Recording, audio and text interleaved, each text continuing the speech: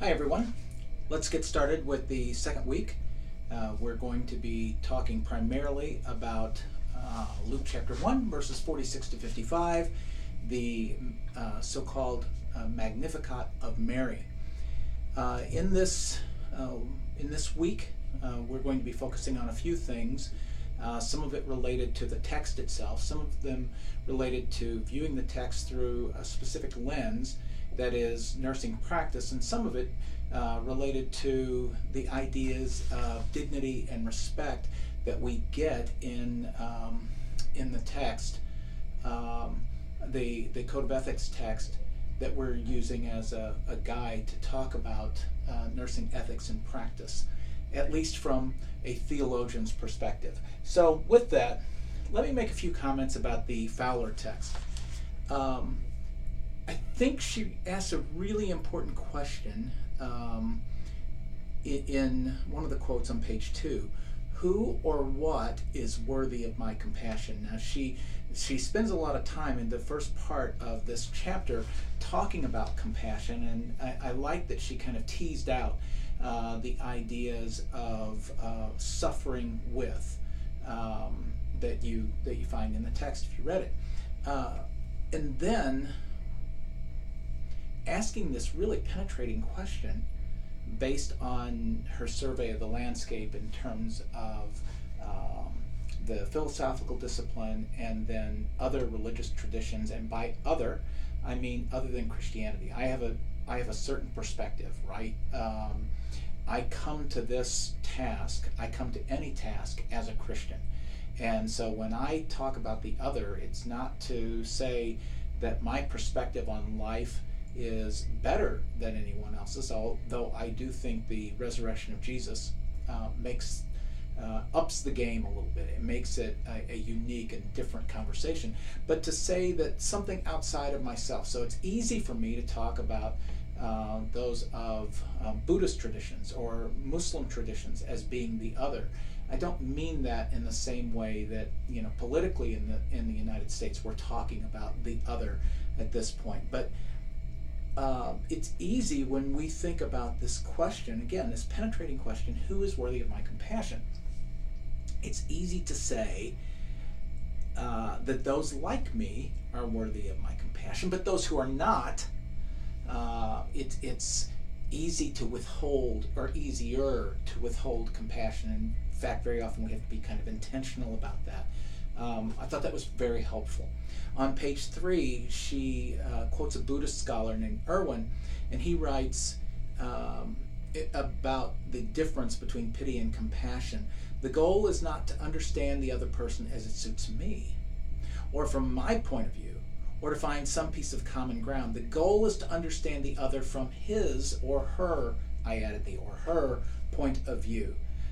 This too, I think is really helpful. So I take a look, for example, at Hindu worship and practice, and I interpret Hinduism, I can't help but do it, through the lens of a 21st century American Christian scholar pastor. That's how I look at Hinduism. And even as I say it, you probably are detecting there might be some problems with that, because I don't look at Hinduism the same way a practicing Hindu or a non-practicing Hindu might. I don't look at nursing practice the same way that you do, and you probably don't look at my discipline the same way as I do, but that's why it's important for us to be in conversation with one another.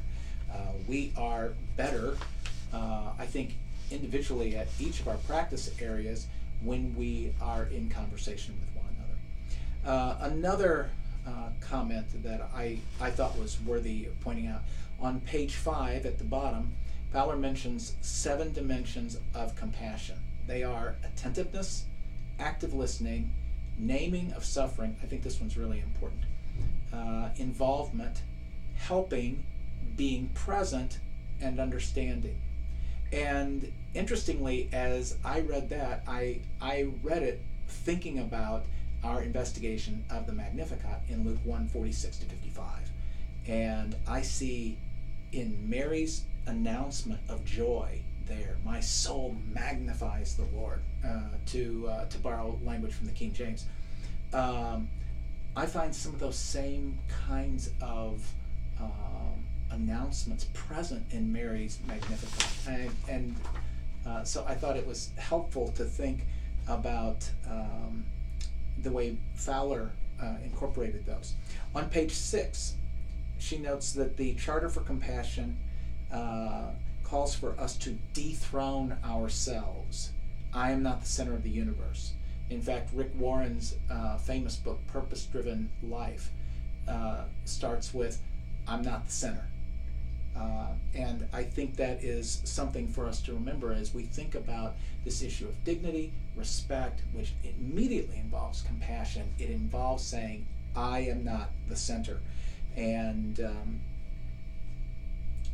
not sure that we can really have compassion, real compassion. We might have pity. Pity and compassion are not the same thing, right? But we only have compassion when we dethrone ourselves, when we take ourselves off the center of our own lives, let alone the universe, and embrace others as we would like to be embraced, right? The golden rule: treat others as you would like to be treated yourselves. And many, many religious traditions have some variation, certainly the New Testament does, but has some variation of that injunction. I think one of the things that was pretty interesting for me is in the way Fowler reviews the expansion or the contraction or the emendation of the Nursing Code of Ethics. And I just thought it was interesting that on page 11 she makes note of the change in the Code of Ethics in 1985. And I thought, what was happening in the world in 1985? Well, AIDS was happening. Not that it isn't now, but it was a complete unknown. Maybe not complete, maybe that's overstatement, but there was quite a bit unknown about HIV/AIDS in 1985. And the way the Nursing Code of Ethics responded to this healthcare challenge, I thought was really helpful for me as a theologian to think about compassion, to think about mercy, to think about tenderness. So when I read the Magnificat, I see a text that's concerned with some of the same issues. And so my question to you as we end this introductory talk is, do you see in the Magnificat a concern for some of the same issues that you face on a daily basis in your work? Thanks. So we'll come back in a couple of minutes and we'll start talking about the Old Testament context for the Magnificat.